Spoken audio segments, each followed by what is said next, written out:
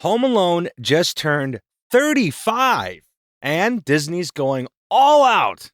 They built a world record gingerbread McAllister house. They're doing little Nero's pizza pop-ups across the country, and they're even recreating the airport chaos with no Kevin left behind activations. But here's what nobody's talking about. There are 6 Home Alone movies, and most of them are terrible. I'm not just talking about the original and Lost in New York. There's Home Alone 3 with a completely different kid, Home Alone 4, a TV movie that recasts everyone, The Holiday Heist, which nobody remembers, and Home Sweet Home Alone, the 2021 Disney Plus remake that fans absolutely hated. So I did something stupid. I watched all 6 Home Alone movies in one weekend, and I'm going to rank them from worst to best, because you deserve to know which ones are worth your time and which ones you should avoid like the plague. Let's start with the disasters. Number 6, Home Sweet Home Alone 2021, the Disney Plus disaster. Let me just say this up front.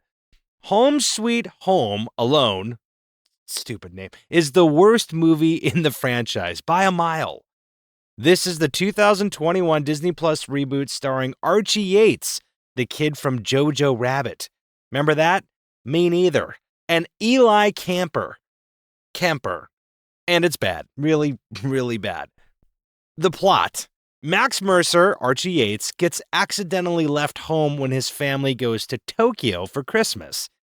Meanwhile, a couple, Pam and Jeff McKenzie, Ellie Kemper and Rob Delaney, are struggling financially and believe Max's family stole a valuable doll from their house. So they break in to get it back. Right away, the premise is broken. In the original Home Alone, Harry and Marv are criminals. They're bad guys. We root for Kevin because he's defending his home from burglars. But in Home Sweet Home Alone, the villains are a sympathetic couple trying to save their house from foreclosure. They're not evil, they're desperate. So when Max brutally tortures them with traps, it's not funny. It's mean-spirited. So what's wrong with the movie? Well, Max is unlikable, Archie Yates is a talented kid, but Max is whiny, annoying, and lacks Kevin's charm. The traps are lazy. They're rehashes of traps from previous films with no creativity. The tone is off, it tries to be heartwarming but feels hollow, it disrespects the original. There's a scene where Buzz McAllister, Devin Rattray, reprising his role, shows up as a cop, and it feels like fan service with no purpose. The film doesn't have an official Rotten Tomatoes score because Disney didn't do press screenings, but audience reviews are brutal and has a 38% audience score on Rotten Tomatoes and a 2.9 on IMDb. Yikes! The film was a Disney Plus exclusive, so there's no box office numbers. Viewership numbers weren't disclosed, but social media reception was overwhelmingly negative. So what's the verdict? Skip it. It's a soulless cash grab that exists only because Disney owns the franchise. There's nothing here worth your time. Number 5. Home Alone 4, 2002, the movie nobody asked for. Home Alone 4 is a made-for-TV movie that aired on ABC in 2002, and it's almost as bad as Home Sweet Home Alone. The plot is Kevin McAllister, now played by Mike Weinberg, not Macaulay Culkin, is dealing with his parents' divorce. He decides to spend Christmas with his dad and his dad's new girlfriend. Meanwhile, Marv, French Stewart, yes, the guy from Third Rock from the Sun, and his wife Farrah plan to rob the girlfriend's mansion. So what's wrong with it? It's a TV movie, the production value is terrible, it looks cheap, the acting is wooden, and the traps are laughably bad. They recast everyone. Kevin, Kate, Peter, Buzz, everyone is played by different actors, and none of them capture the original characters. Marv's back, but Harry isn't. Joe Pesci didn't return, so they replaced him with Marv's wife. It just doesn't work. The story makes no sense. Why is Kevin's dad dating a woman who lives in a mansion? Why is Marv targeting her specifically? None of it is explained. There's no official score on Rotten Tomatoes because it's a TV movie, but IMDb gives it a 2.6, the lowest rated Home Alone movie. Double yikes! Fans hated it, It aired once on ABC, got poor ratings, and was quickly forgotten. So what's the verdict? This is bottom-tier Home Alone. It's boring, cheap, and pointless. The only reason to watch it is morbid curiosity. Number 4. Home Alone: The Holiday Heist in 2012, the forgotten one. The Holiday Heist is another made-for-TV movie. Why do they keep doing this? This time airing on ABC Family in 2012. And honestly, most people don't even know this exists. So what's the plot? Finn Baxter, Christian Martin, moves into a new house with his family. When they leave for Christmas vacation, he stays behind and discovers that a trio of thieves is planning to rob the house to find a piece of stolen art hidden in the walls. So what's wrong? It's generic. There's nothing original here. It's a paint-by-numbers Home Alone ripoff with no personality. Finn is forgettable. He's not charming. He's not funny. He's just there. The traps are uninspired. We've seen all of these before. There's nothing creative or memorable. It's a TV movie. Like Home Alone 4, it looks cheap and feels rushed. Again, there's no official score on Rotten Tomatoes, but IMDb gives it a 3.5, which still sucks. Better than a 2, but still sucks. It aired, people watched it because it was on TV, and then they forgot about it. There's no cult following, no nostalgia, nothing. It sucks that bad. So what's the verdict? This is the most forgettable Home Alone movie. It's not offensively bad like 6 and 5, but it's not good either. It's just there. Skip it unless you're a completionist and you absolutely have to 100% the Home Alone movies. Number 3. Home Alone 3, 1997. Actually, not that bad. Okay, hear me out. Home Alone 3 gets way more hate than it deserves. It's about Alex Pruitt. Alex D. Linz is an 8-year-old kid homesick with chickenpox. A group of international criminals accidentally gives him a toy car containing a stolen military computer chip. And when they realize their mistake, they try to break into his house to get it back. Alex defends his home with elaborate traps. So what's right about this movie? Well, Alex is likable. He's not Kevin McAllister, but Alex D. Linz is charming and resourceful. The villains are competent. Unlike Harry and Marv, these criminals are actually dangerous. They're not bumbling idiots, they're professionals, which raises the stakes. The traps are creative. There's an RC car sequence that's genuinely fun, and some of the traps are inventive. Roger Ebert liked it. He gave it 3 out of 4 stars and said it was fresh, very funny, and better than the first 2. His co-host, Gene Siskel, strongly disagreed, which led to a heated on-air argument that became a viral clip in the 2020s. So what's wrong with it? Well, it's not a Kevin movie. Fans were expecting Macaulay Culkin, and when they didn't get him, they rejected the film outright. It lacks the Christmas magic. The original films have this warm, cozy holiday vibe. Home Alone 3 feels colder and more sterile. And it's still a rehash. Many traps are variations of ideas from the first 2 films. Well, Rotten Tomatoes gave it a 32% critic score, and audiences gave it a B+ on CinemaScore.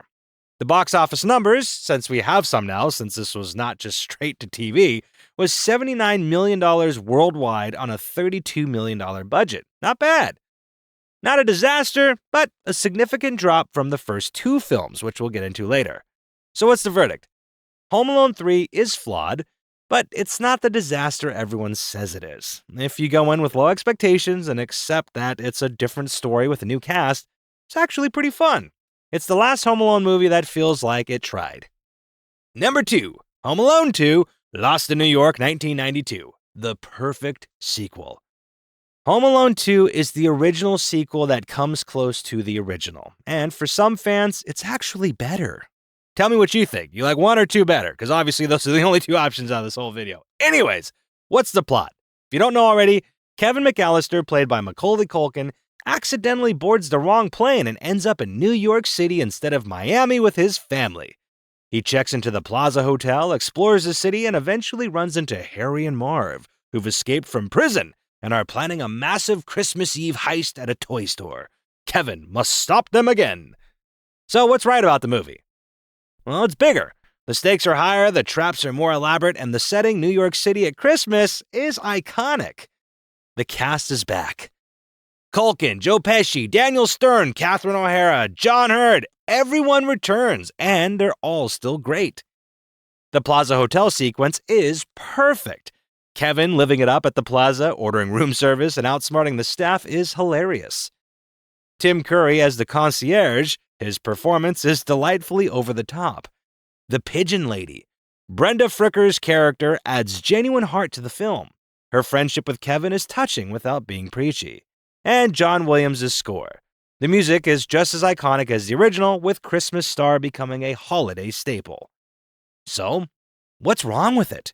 Well, believe it or not, there's a few things. It's too similar to the first film. The structure's almost identical. Kevin gets separated from his family, meets a misunderstood stranger, runs into the wet bandits, and defeats them with traps. And the traps are more violent. Some of the traps in this movie are genuinely brutal. The brick-throwing scene, the kerosene rope, the paint cans, these would kill a real person. Roger Ebert called it sadistic. So, Rotten Tomatoes gave it a 35% critic score, and it has an audience score of 80%. Critics were harsh, but audiences loved it. Box office numbers, $359 million worldwide, the third highest grossing film of 1992, behind The Bodyguard and Aladdin.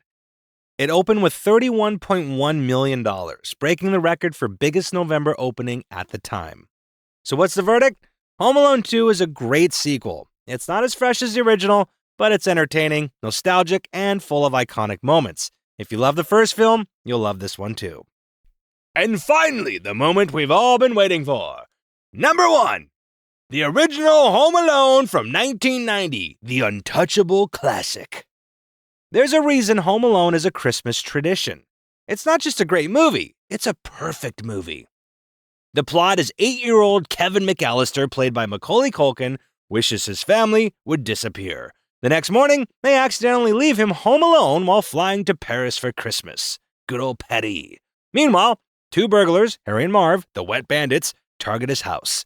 Kevin must defend his home using booby traps and his own ingenuity. So, why is it perfect?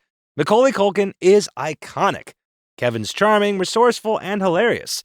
Culkin's performance is the heart of the film, a true classic. The story is simple, but brilliant. Every kid has fantasized about being home alone. The movie taps into that fantasy and makes it thrilling. The traps are creative and fun. The paint cans, the tar, the blowtorch, the tarantula. Every trap is memorable. Harry and Marv are perfect villains. Joe Pesci and Daniel Stern are hilarious. They're incompetent enough to be funny, but threatening enough to create real tension. The emotional core works. Kevin starts the movie bratty and ungrateful, but by the end, he misses his family and appreciates them. His arc is earned. John Williams' score, Somewhere in My Memory, is one of the most beautiful Christmas songs ever written.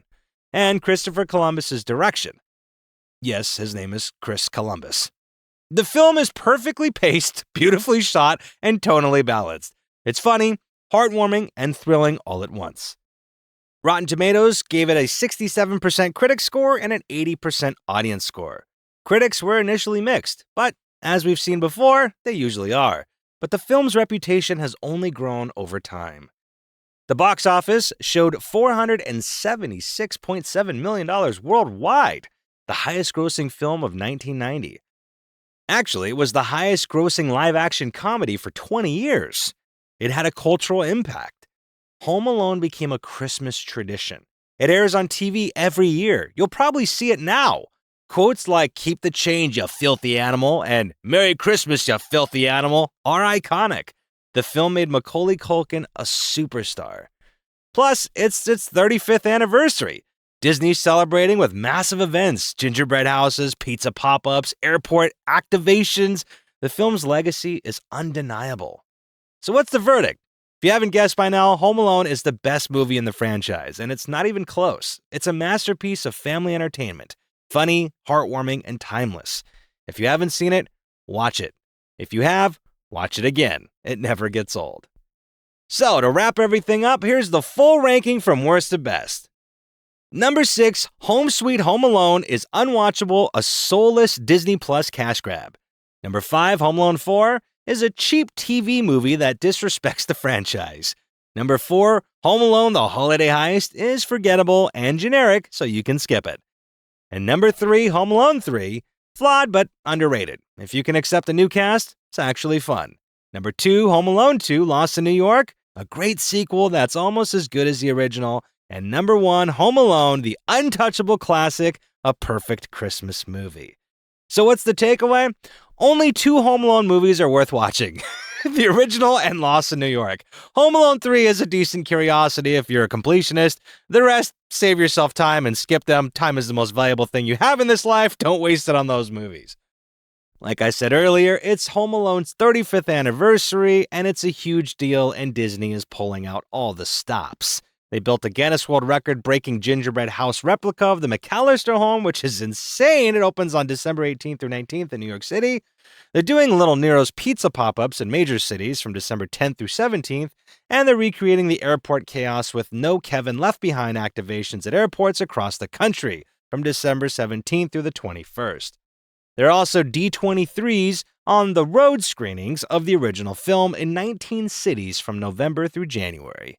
If you're a Home Alone fan, this is your chance to celebrate one of the greatest Christmas movies ever made. I watched all 6 Home Alone movies, so you don't have to, and here's the truth. The franchise peaked with the first 2 films. Everything after that is a pale imitation. But the original Home Alone, that's timeless. It's a masterpiece, and 35 years later, it's still the ultimate Christmas movie. It definitely stood the test of time. So this holiday season, skip the sequels, put on the original, and enjoy one of the best family films ever made. Thanks for watching. I'll see you on the next one. And Merry Christmas, you filthy animals.